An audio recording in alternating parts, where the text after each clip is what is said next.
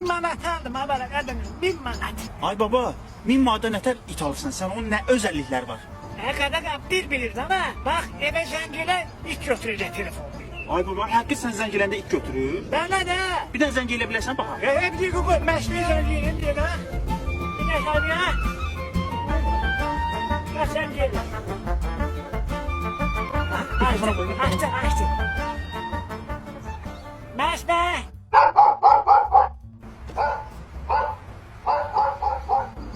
Allah aşkına da sen nedensin başına dönüyor?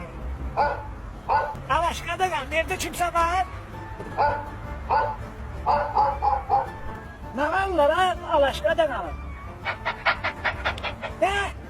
Ne bak da?